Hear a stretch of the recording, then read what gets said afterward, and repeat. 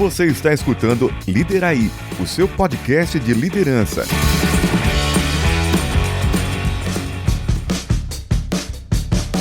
Líderes do passado, líderes do presente, líderes do futuro. Você está escutando Liderai.com, o seu podcast definitivo de liderança, em busca do santo graal da gestão. Sim, pessoal, pode bater palma, batam palmas, aplausos, nós estamos de volta. Incansáveis, Wellington, como que pode? Episódio 395, hein? Meu Deus do céu, vamos bater o 400, hein? Vai ter uma surpresa, hein? Chegar no 400, vão ter uma surpresa. A surpresa vai ser que vai acabar o podcast do 400. Isso! Galera, chegamos aqui pra avisar todo mundo. Chegamos, ó, a gente fez a nossa parte, agora vocês têm que ouvir esses 400 episódios e melhorar a sua vida. Agora tá de graça, isso aí eu não conte mais comigo pra nada. Ai. Agora o pepino é seu. O problema é seu. Qual é o tema de hoje, Wellington? Oh, meu Deus, fez um barulho aqui. Hoje é quando o gestor exausto toma decisões ruins. Ou, na verdade, gestor exausto tende a tomar decisões ruins. Ou não, é só essa conversa mole, né? A gente vai discutir um pouquinho. E se você ficar até o final deste episódio, você vai receber o prêmio. E qual vai ser o prêmio desse episódio? 3 sinais de exaustão decisória e 3 mudanças de rotina que vão fazer você reverter esse processo. Olha só, hein, Wellington? Vale a pena ouvir até o fim, hein? Duvido que fica até o final. Ainda mais agora que ficou mais curtinho, né? Tá fácil, né? Qual é a desculpa? Qual é essa desculpa agora? Qual é essa desculpa? Trabalhar? Vai trabalhar, você? Você só tá ouvindo? Porra, eu só continuo fazendo as coisas aí, cara. Vagabundo, você? Vai trabalhar, você? Sai do TikTok, cara, e ouve a gente, cara. China não. Não trabalha. Não trabalha, você. Então tá bom, fica aí que... Tá bem legal.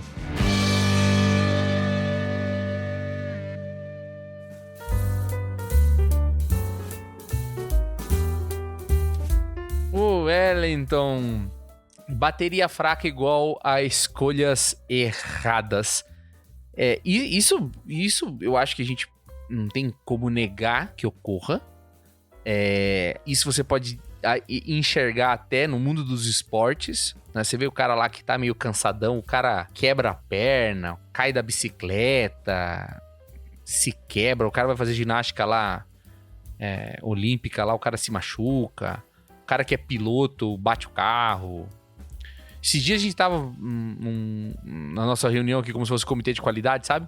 Nossa, me arrepio. Mas é reunião de indicador. É como se fosse reunião de desempenho. E daí a gente divide em três partes pra não ficar muito pesado, tá? São 3 partes de 1h30, é rapidinho. Aí tinha a reunião do dia 27 e era dia 15. No dia 15 a gente criou um grupo chamado Reunião de Indicador dia 27 no WhatsApp. Colocou os gestores que iam participar e falou assim: pessoal, segue aqui a sequência da reunião que vai acontecer na semana que vem. E o nome do grupo, além de a pessoa falar semana que vem, o nome do grupo tá escrito lá em cima, dia 27. A pessoa responde: alô, é o seguinte, não vou poder participar hoje da reunião porque tô em viagem. Obrigado, tchau. Nem leu, cara. Nem viu. Aí é o exemplo que eu tô falando. A pessoa tá cansada, tá precisando de férias, cara. Porque a pessoa não leu, que a pessoa disse que era segue a sequência da reunião da semana que vem, que o grupo tá dizendo dia 27, hoje é dia 15, e a pessoa respondeu. Então, não tô criticando a pessoa, só tô dizendo que o paralelo, é a prova na minha mão aqui de que bateria fraca, a pessoa cansada, desgastada, comete enganos. E todo mundo já fez isso, não é só eu. Eu acho que o líder que tá no limite erra, e muitas vezes você vai ver a pior face dele. Ele vai ser o cara que vai ser mais reativo, vai ser mais porradeiro, vai falar um negócio e vai responder na lata, não vai querer mudar. E a gente precisa entender se a gente tá pegando esse corpo em repouso ou se ele tá em movimento retilíneo uniforme, sabe?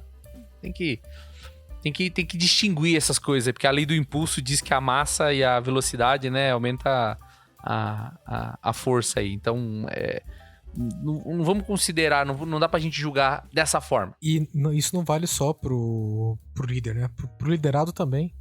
Porque, por vezes, a gente avalia as pessoas pelo que elas demonstram.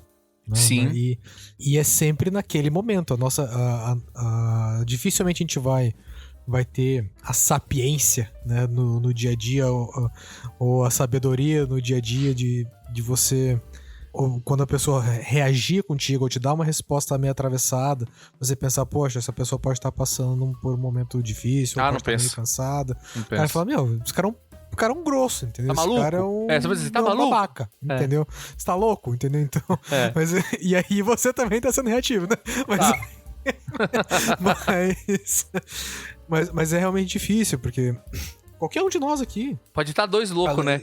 A gente não pensa assim também, né? Pode ser um louco... julgando o outro louco, né? É isso, cara. É um cego... E é o cego guiando o outro, né? Mas é papo de doido isso aqui. Então, realmente, a gente tem que tomar muito cuidado, cara. Porque o limite, ele vale pra todo mundo. Não é só pro líder, não, cara. É pra todos que estão envolvidos aí no dia a dia e nas decisões, né?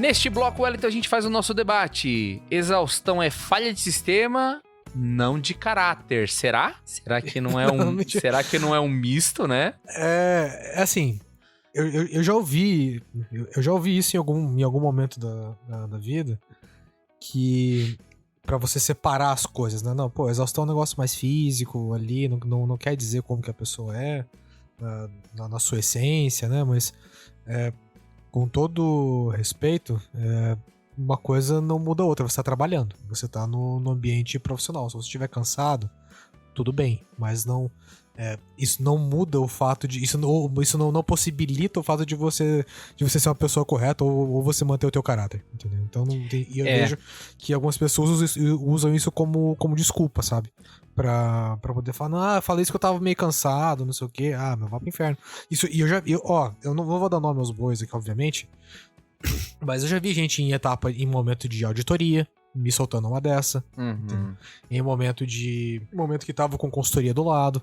Então, não, os caras já pediram um monte de coisa. Manda qualquer coisa. Não, mas como assim manda qualquer coisa? Tem que mandar o que é certo?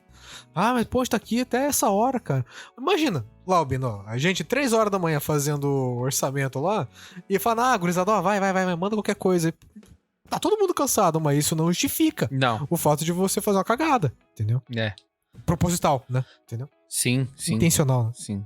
E eu te digo o seguinte, nesses momentos é que a gente acaba conseguindo ver o verdadeiro caráter de certas pessoas. Então, eu acho que se no momento de pressão ali o cara se exaltou numa reunião e... Espanou.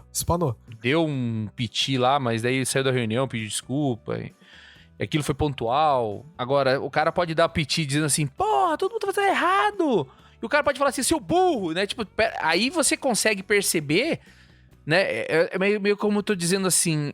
Pensamento intrusivo, né, cara? Ambas as roupas são sujas, mas uma é de molho e a outra é de bosta, entendeu?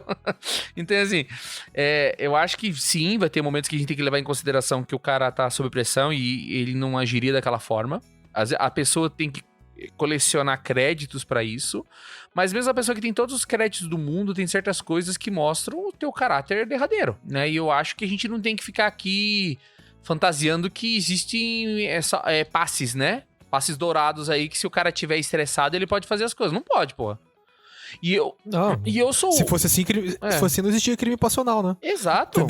E eu vou te falar uma coisa, eu já fiz muita besteira que eu me arrependo e foi quando eu tava estressado, tava sobrecarregado a culpa não foi de eu ter muito trabalho, é porque eu não era uma pessoa melhor do que eu sou hoje. E no futuro eu vou ser melhor ainda, né? A gente tá melhorando, mas quando você me pegar num dia estressado e eu der uma resposta atravessada pra ti, tá errado. Tá errado igual. Não tem essa, não. Só que aí tem o contraponto, né? Mas tem prazo e tem validade, né? Então... O cara tá na pressão, o cara deu uma espanada ali, você sentiu que ele tava meio assim, daí ele voltou ao normal, ok, releva. Agora, tipo, o cara... mas aí o cara vai ficar toda hora Toda nessa. hora. Entendeu? A justificativa dele agora é essa. Prazo e meta todo mundo tem, cara, entendeu? Não é só você. E o teu não é mais importante do que o de ninguém, entendeu? Então, não justifica, tá? Não justifica. O cara pode até falar ali, não, pô, tá com o prazo apertado. Pois é, cara, mas... Cada um com seus problemas, bicho. Assim, a gente tá numa empresa que a gente vai trabalhar pra resolver, entendeu? Mas o teu problema não é mais importante do que o meu. Porque a gente tá olhando pra uma coisa só. Agora, se as tuas ações ou a situação tornou aquele problema urgente, aí você vem querer me dar pedrada aqui agora, se você precisa de mim pra resolver, o mínimo que eu espero é que você seja cordial. Entendeu? Porque se você tá numa posição... nitidamente você não tá no high ground, entendeu? Você tá ali esperando pra ter a tua perna cortada. Cara, não dá, gente. É nesse momento, e realmente é nessa hora, é na pressão que você vê como que de fato as pessoas agem. Exato. Quem é o cara que vai lá e tenta baixar a temperatura? Sim. Sabe que tá com o BO na mão, e assim, tá todo mundo maluco. Só que assim, você vai ficar maluco, você não resolve o problema também. Exato. É quem tem os nervos no lugar. E daí não é salvo-conduto aí, tipo, tá todo mundo estressado, então foi todo mundo enfiando um dedo no rabo do outro. Não! Não, porra. Não, eu não quero esse ambiente, eu não vou trabalhar... Centopeia humana, tá ligado? O quê? Centopeia humana, pra você, procura aí depois. Procura aí, centopeia humana. Não, eu não quero, né? Pô, eu não quero, assim não é certo. Daí a gente vai criar esses passes livres. Que nem a gente trabalhava lá no Votorantim. Então, época de orçamento, eu podia mandar você tomar no rabo. Hã? Podia mandar você pra puta que pariu, você podia falar assim, vai se fuder, né? É assim, então? Não é, né? É diferente assim, também não estamos aqui no Tribunal de Santa Inquisição, que se o cara pisar fora da linha e a gente não vai ter eu diria, a empatia de dizer assim, porra, o cara tava na pressão ali, ele não deu a resposta da melhor forma e tal. Mas se isso é pontual, se você sentir que o cara ali na hora tentou corrigir, é esse tipo de coisa que a gente tem que relevar, né? Mas uma falha é uma falha igual. Você não vai poder ir na frente de um juiz e justificar uma gestão injuriosa, uma ofensa, um distrato, um assédio moral, dizendo que você estava estressado. Isso aí não tira o efeito da pena. Não. E aqui eu acho que é interessante de destacar um ponto que o que a gente tá falando aqui são de coisas de fato pontuais. Se realmente for pontual, ok. Só que tem gente que sistematicamente faz a mesma coisa, cara. Entendeu? E tá o tempo inteiro nessa pilha, sabe? É o marido eternamente bêbado que bate em todo mundo na casa. Porra, não todo dia, cara, entendeu? Não dá. Chega, não né? Dá, cara. Chega. Não dá pra dizer, já não dá mais pra dizer o que é o álcool, o que é o agressor. Os dois são uma coisa só. Eu não vou poder tirar a culpa do cara. Não, coitado, é porque ele bebe, né? Tipo, é como aqui na empresa. Mas o cara bebe todo dia. O cara bebe todo dia, toda hora. Não, coitado, é porque ele sofre pressão. Por isso que ele xinga a nossa mãe e manda a gente ficar aqui depois do horário e grita com a gente. Não é normal isso. Ponto final. Porra, vai pra merda.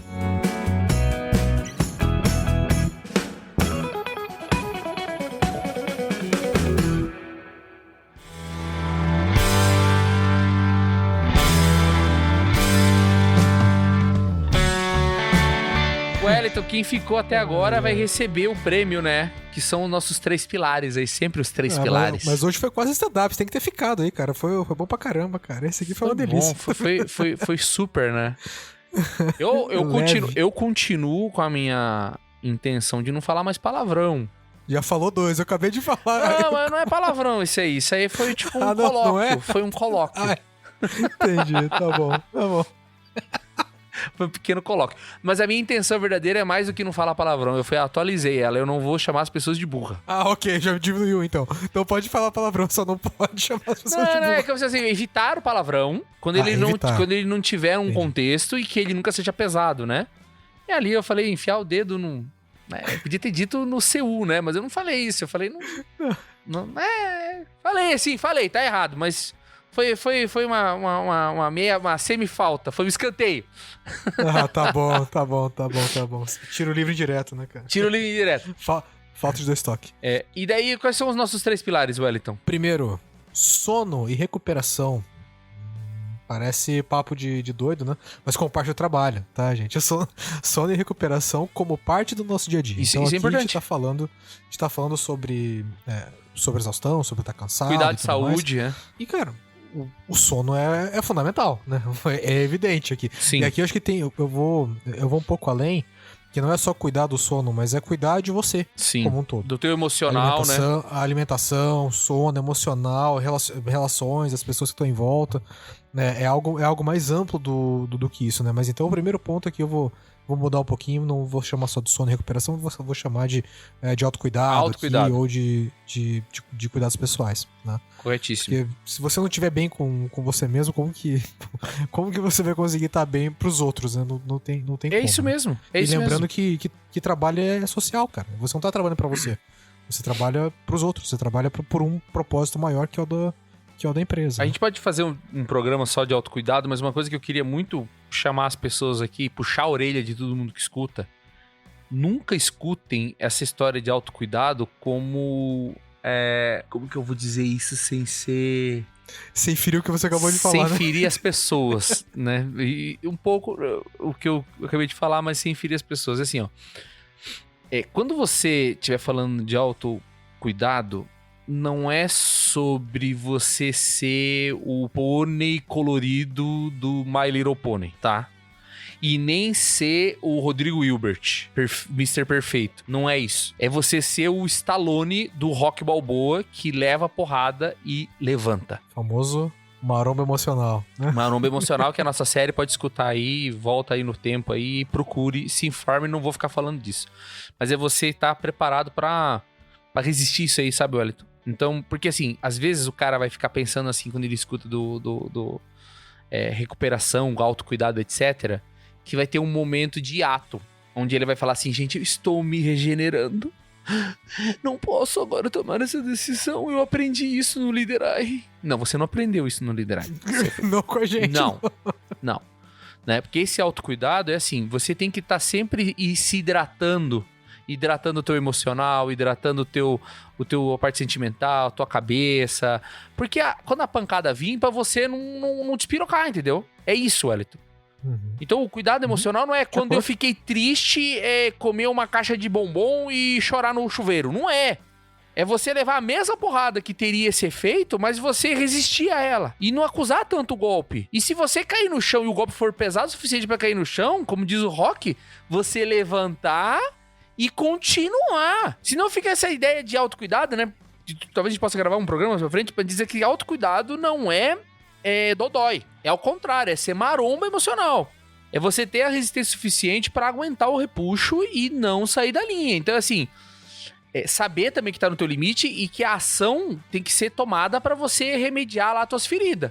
Acabou a luta, você é o Rock Balboa, acabou as lutas, você chegou em casa, vamos passear no shopping ou vou fazer um banho de banheiro de água gelada porque eu preciso cicatrizar? Vou jogar futebolzinho com os amigos no society e tomar uma cachaça?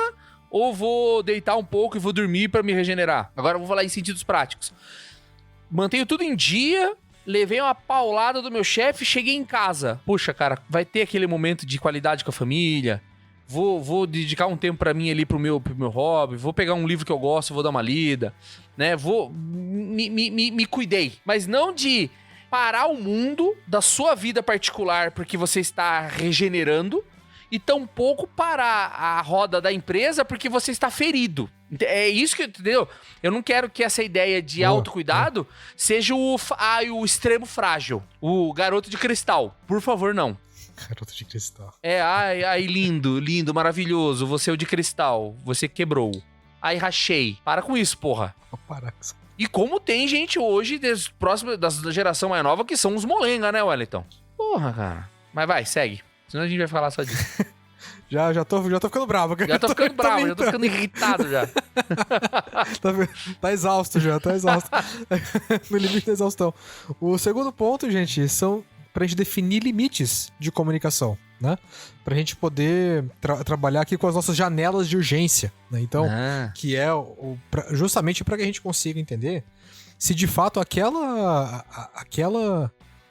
situação demanda que a gente eleve o tom, ou demande que a gente coloque um tom um pouco mais áspero ali, um pouco mais agressivo, digamos assim. Eu coloquei entre aspas pra quem tá vendo a gente no vídeo, mas é justamente para que a gente tenha um pouco mais de noção e falar, gente, olha, a gente tem alguns pontos aqui, em alguns momentos que eu preciso colocar mais tensão, ou mais deixar algo mais intenso, mais longe da gente usar o nosso cansaço pra poder justificar qualquer tipo de excesso. Né? Posso falar o que você falou na língua do chão de fábrica? Fala, cara.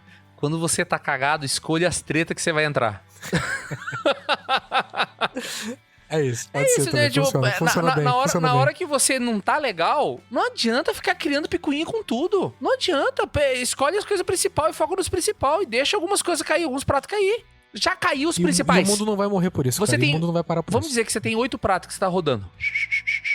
Caiu os 2 principal e os caras estão querendo te matar. Agora é hora de não deixar nenhum outro prato cair? Não. Sabe qual que é a tua prioridade? É fazer aqueles 2 pratos voltarem a rodar. E o terceiro... Que cai o resto. E o terceiro e o quarto, que seriam os outros mais importantes, que esses não caem. Agora, se os outros caírem, meu amigo... Azar, cara, faz parte. Então, e eu vejo muito isso acontecer aí, Wellington, ao contrário, porque o que psicologicamente acontece quando você tá frustrado? Você busca a zona de conforto. E o que é a zona de conforto? É microatividade. Quantas vezes eu vi a nossa chefe lá, na hora que ela tava sobrecarregada sendo atacada, ela pegando planilha e ficando copiando e colando células, assim, aqui. Em algum momento ela foi analista e aquilo era bom de fazer, e ela se sentia confortável. Então eu tava vendo que ela tava acuada, ela tava nervosa. Então nessas horas, se você deu esse passo e você não quer mais perder esse passo de ser um gestor, se deu errado o prato 1 e o 2, recupera eles de volta. Põe eles pra rodar. E não deixa o 3 e o 4 cair. E o restante, que são os outros 4, que eles são já o 5º, 6º e 8ª prioridade, que se lasque esses. Nós temos que...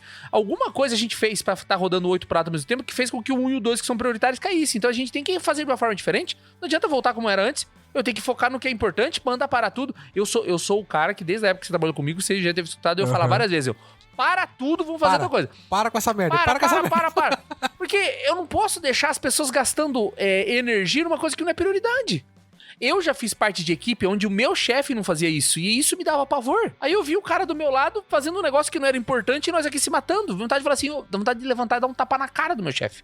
Falei assim, escuta, cara, escuta aqui. Tu não tá vendo que esses caras aqui estão fazendo merda e não estão ajudando a gente? Então hoje eu, como chefe, quando vejo essas coisas, eu falo, para tudo. Nem que seja pra vocês olhar. Nem que seja pra você vir aqui sentar e ver o outro olhando. Mas agora todos vocês vão entender que isso aqui é prioridade. Nessa área, isso é prioridade. Se isso aqui não funcionar, não precisa existir nenhum de vocês. Agora voltou ao albino do Velho Testamento. Mas é porque a gente precisa, Wellington, quando as coisas dão merda, a gente precisa focar nas tretas que a gente quer comprar. Aí o cara tá cagado. O cara fez um monte de merda. Aí o cara entra numa reunião e quer bater boca com outro gestor lá por besteira. Cara, dá uma segurada, foca no teu primeiro.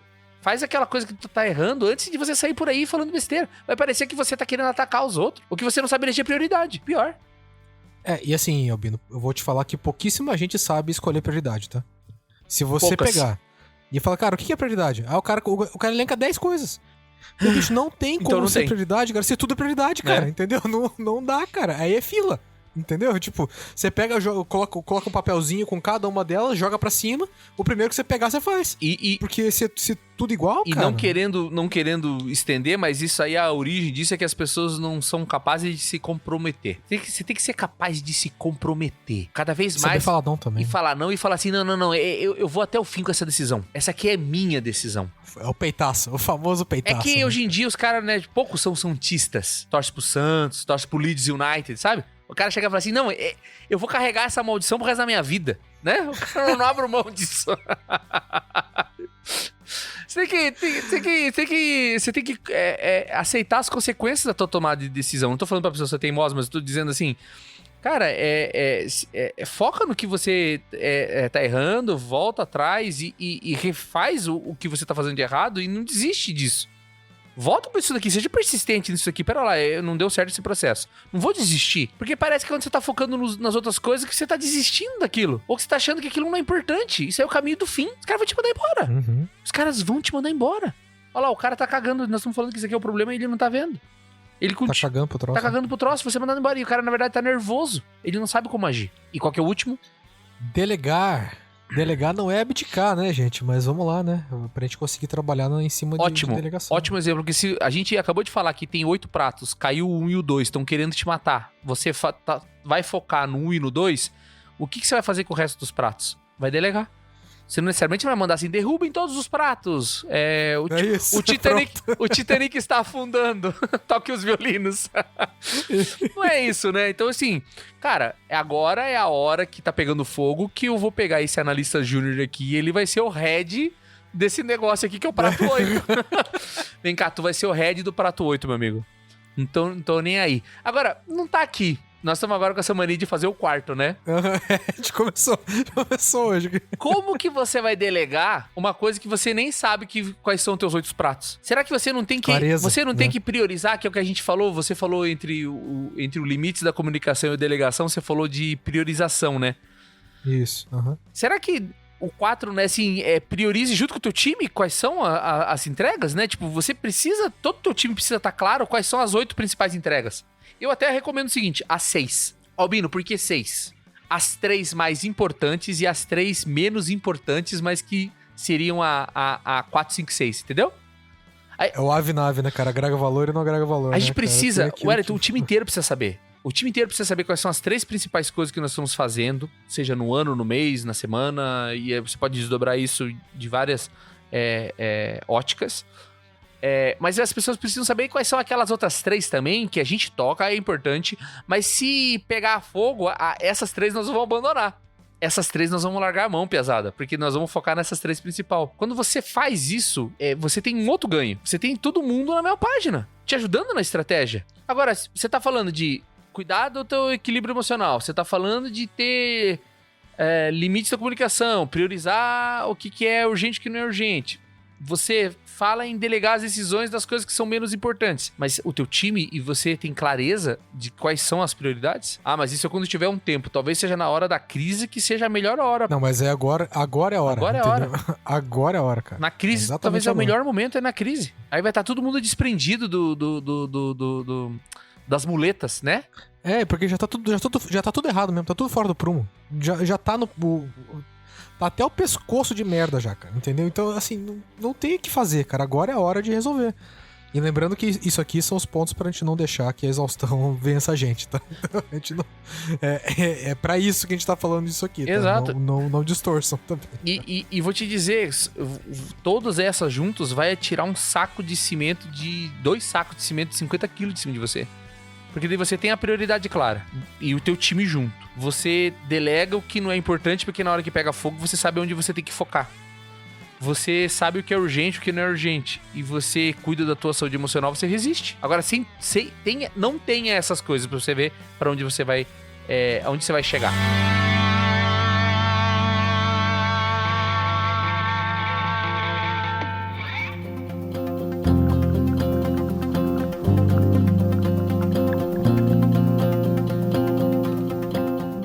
Recados finais, Wellington.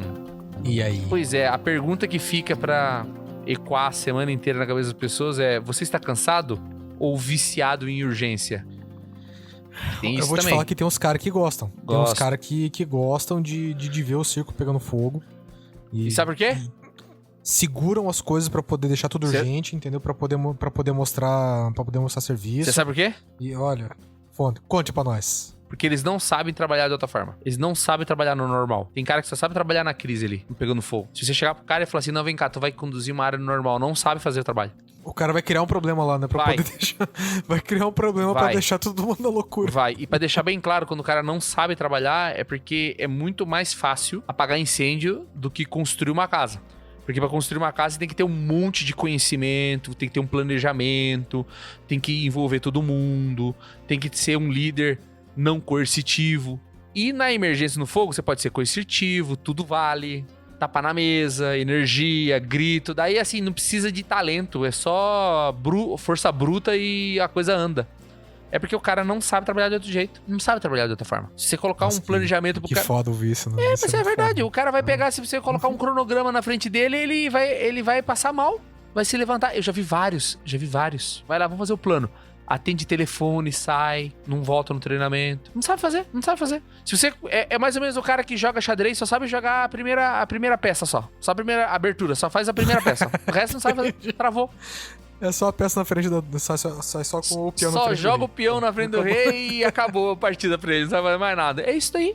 E por quê? Porque o ambiente das empresas, às vezes desorganizado, treinou ele, condicionou ele a viver no meio dessa muvuca. Isso é verdade. Mas ele é uma simbiose maluca aí, né? Uma nutrição aí, um parasitismo entre ele e essa condição, porque ele também não quer deixar de viver nesse ambiente. Porque... Por mais hostil que seja. É, porque é cômodo pra ele já, de rotina. E ele não sabe trabalhar de outra forma. Não sabe. É verdade, não sabe porque por incompetência técnica. Não sabe. Cara, e assim, também nunca... Possivelmente esse cara não foi apresentado a trabalhar de outra forma também, dependendo da área que o cara trabalhou, entendeu? Ele sempre trabalhou com alguém que ficou assim, e aí aquela pessoa saiu e ele absorveu aquilo ao longo da carreira.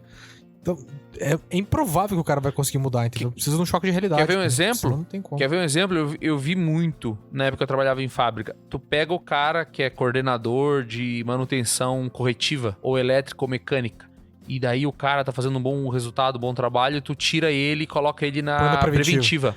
Fudeu, não faz mais nada. Fudeu. Não consegue.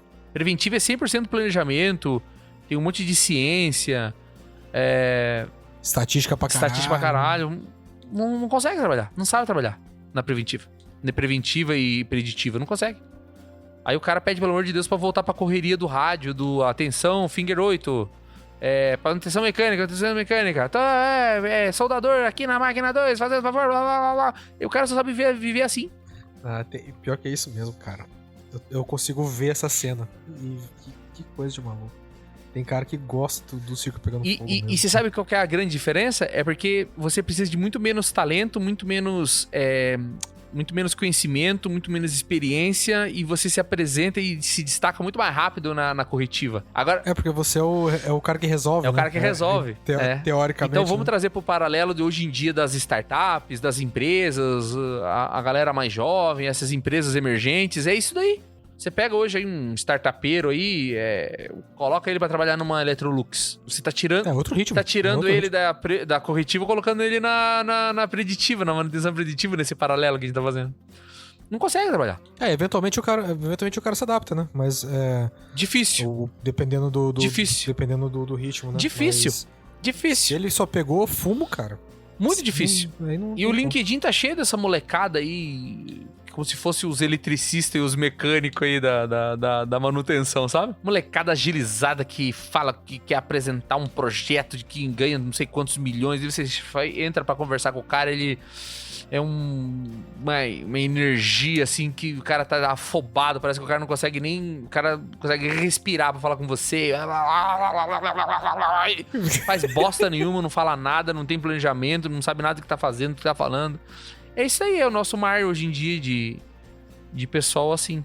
A maioria, assim. Eles não sabem trabalhar. O que me assusta é que você tem hoje um agente de IA que você pode programar lá no N8N. Temos que fazer programa sobre isso. Você pode orquestrar, tem tantos outros lugares aí que vão fazer esse trabalho mais racional e fino que esses caras estão...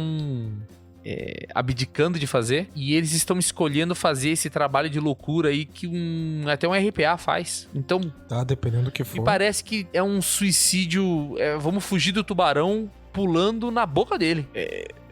Eles estão acelerando o processo. Eles estão acelerando o processo de autoextinção, esses profissionais. Eles estão indo totalmente na contramão.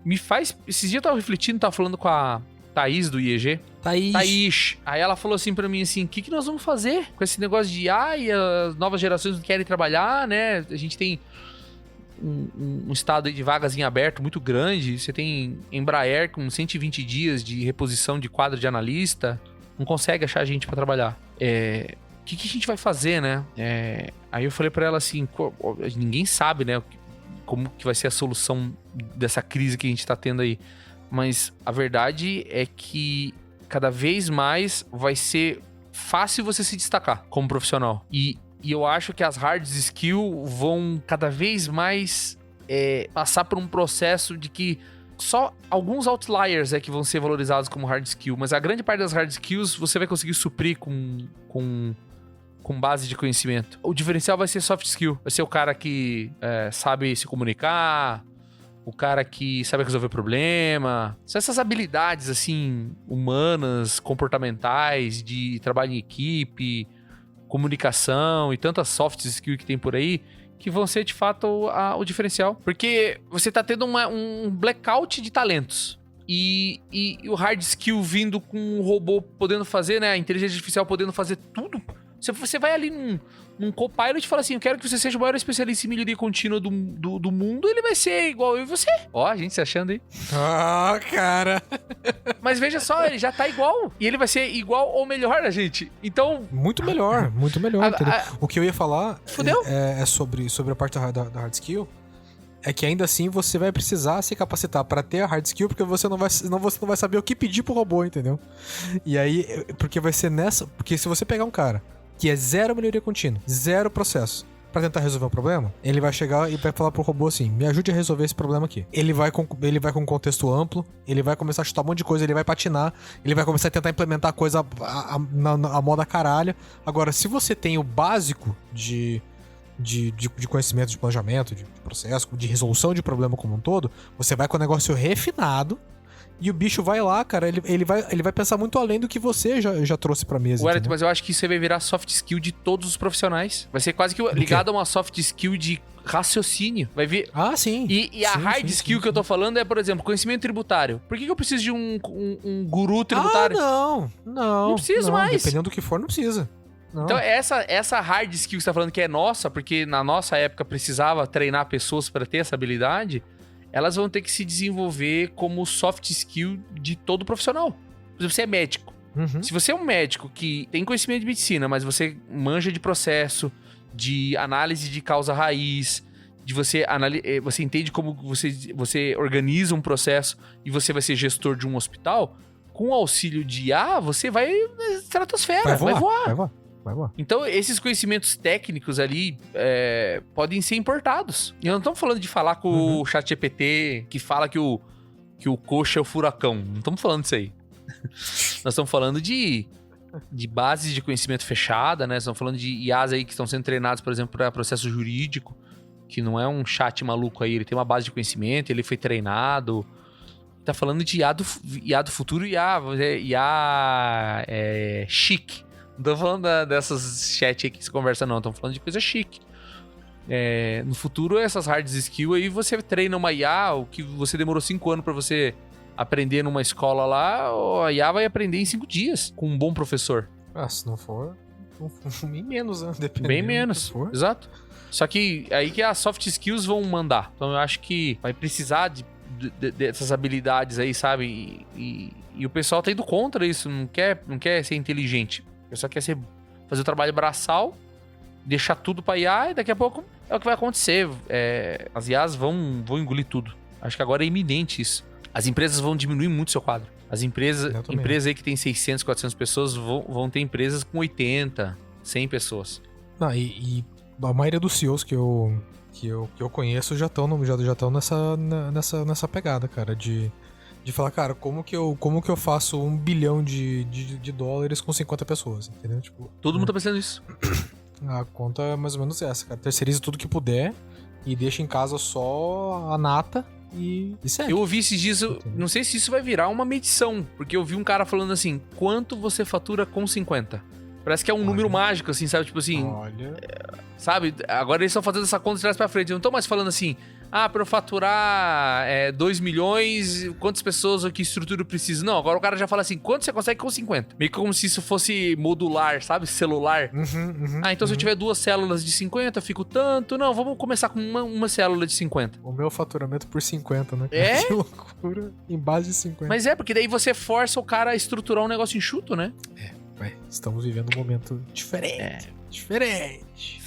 Fica aí, então fica aí que tá bem legal nada. Boa noite. Boa noite, meus amigos. Tenham uma boa vida. Até o futuro. Paz e bem, irmãozinhos. Tchau. Boa noite.